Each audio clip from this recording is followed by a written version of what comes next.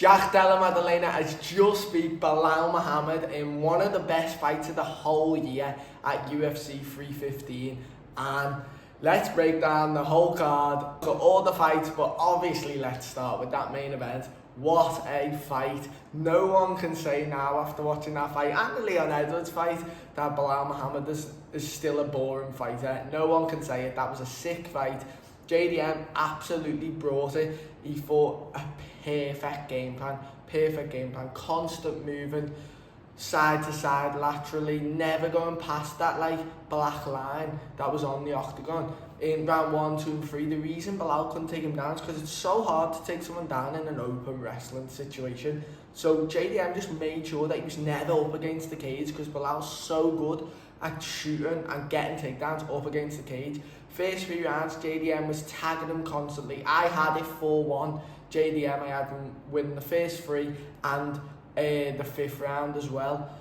But JDM, what a man. He is amazing. His boxing is so high level. That performance makes you think that he's got nearly, if not the best boxing in the whole of the UFC. And a great fight. Both fighters were so good. I don't even think Belal Muhammad lost much stock from that loss. Obviously, he would have wanted to win and keep the belt, but it's not like, oh my God, Belal Muhammad's been humiliated. Not in the slightest. JDM brought it so much. Every round was really close, but I think it was pretty convincing that JDM won, especially them first 3 rounds. The 5th round, Belal did get a couple of takedowns, but JDM, he got held down for about 30 seconds one time, but then he got straight back up on the other one, and the actual shots he was tagging him with were so big, so brutal. More impressive, the shots that JDM was landing compared to Belal as well. Although JDM was landing great shots, Belal wasn't landing the best shots either in the 5th round. That's why I think it's a clear JDM win. Usually I have one where I say, oh, we got the takedown, he had loads of control, but Belal didn't have that much control, and his shots were nowhere near as good as JDM's. But JDM, Craig Jones is the man. Craig Jones is the absolute man with the grappling.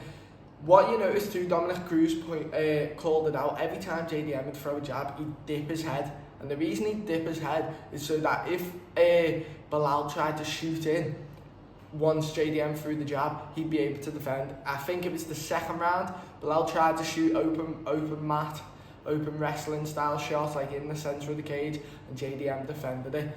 His scrambles were so good. I was really impressed at the fact, when JDM was trying to get up, it didn't take 30 seconds.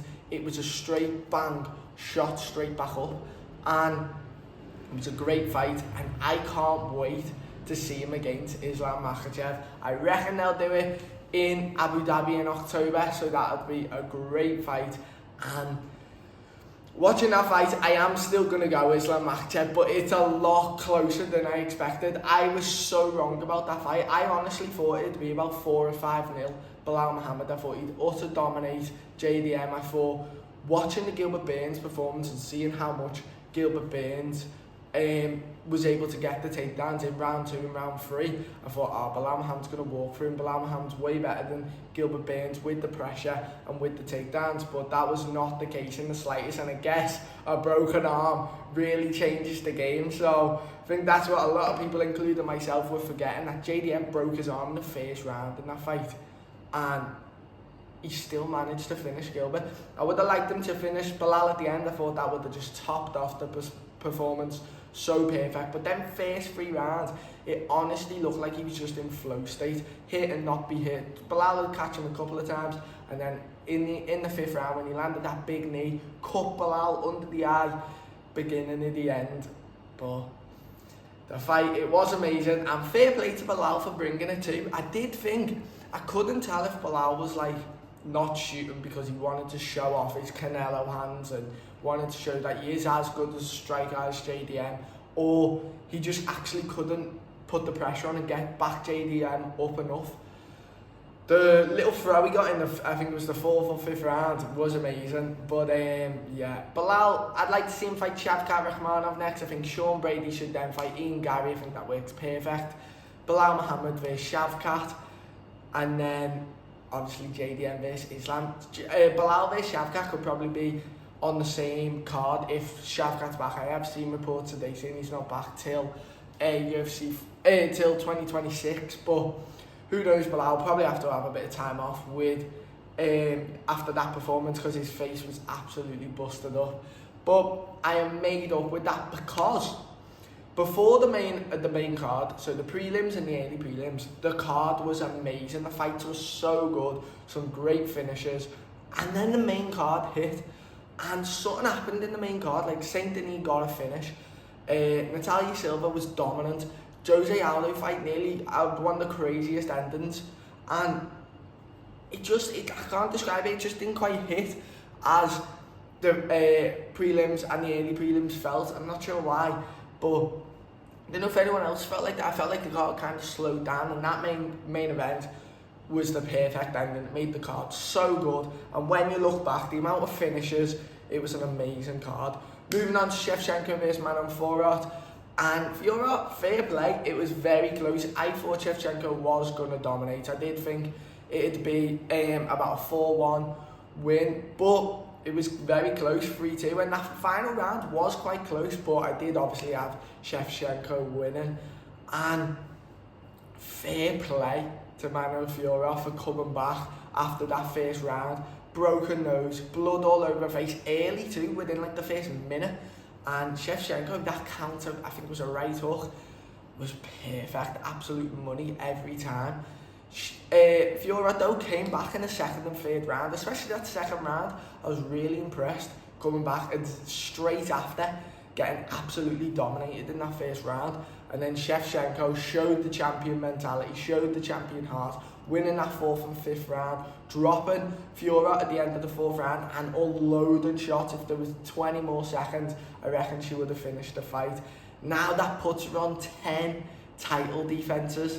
And when you think that she obviously lost it to Grasso, so she's had 3 title fights where that didn't count. So if she would have won all them, she would have been on 13, but she's on 10. I reckon she'll keep fighting for another couple of years, and I can't see anyone beating her. I can't see Natalia Silva beating her.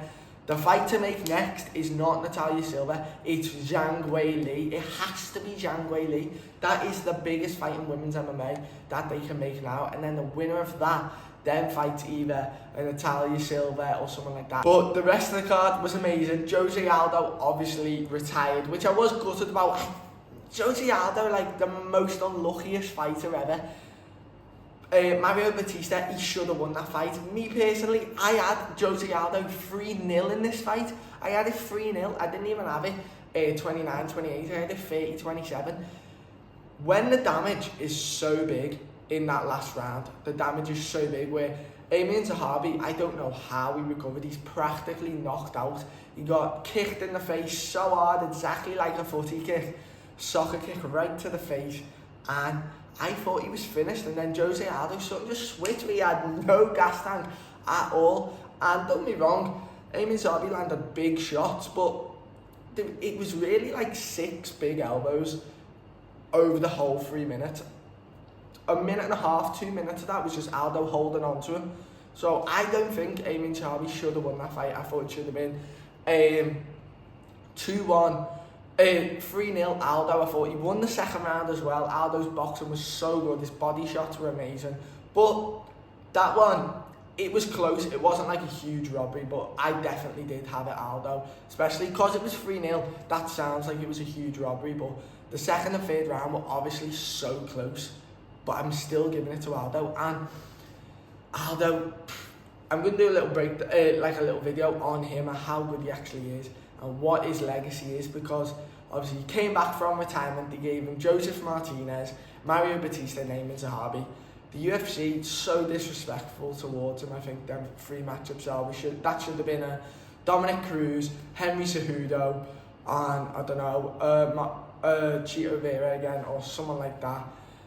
But Amin Zahabi, fair play, coming back to that and winning in the last round. And I like that he called out Chito Vera, quite a reasonable call out. I thought he was going to go, I want to fight Corey Sandhagen. But I think the match to make is Song Yadong next. I think that's quite a perfect match. Sungdong coming off a weird performance against Henry Sudo, obviously did win, but a weird ending. So I think that is pretty good. Natalia Silva versus Alexa Grasso. Again, Alexa Grasso like that was so good. The side kicks to the face, the head kicks, the boxing was amazing. But the constant like running away, it's so like, it's hard because it's obviously a style that works so well. And Natalia Silva has absolutely nailed it. I think she's on like a 14-fight win streak, hasn't lost in 8 years.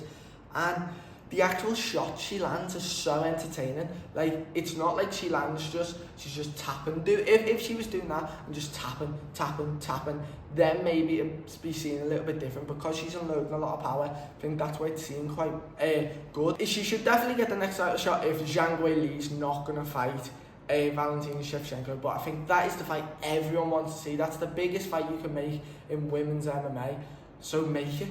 Zhang Weili hasn't fought in a while, well, not in a while, since February, so I reckon on that Abu Dhabi card would be amazing. Abu Dhabi, Dubai, kind of close to China, a lot closer than America, so not too bad. But Alexa Grasso, where does she go from here? Bit of a difficult performance because she was bringing it in the last round. I would have liked to see her bring it the whole fight. I think that's what you've got to do to beat Natalia Silva. You've just got to put it on her, and Alexa Grasso didn't really do that until the very last round. Benoit Saint Denis, a dominant display, obviously got the arm triangle victory, and I think then we can either rebook the Joel Alvarez fight, or Mateusz Gamrot's going to fight in 2 weeks. I actually do think he's going to beat Ludovic Klein, and they've kind of got this weird beef going on at the moment, so that's kind of perfect. So it's either or, I think. I think if Mateusz Gamrot wins, Benoit Saint Denis beats Gamrot, and if the UFC don't want to do that, just rebook the Joel Alvarez fight. Every single person I fought who won was amazing. All the fights were dead good, and it was definitely one of the best cards of the year. Let me know what you think of the card, and let me know what you think of the main event. Are you excited for JDM versus Islam? And let me know in the comments. I will see you later.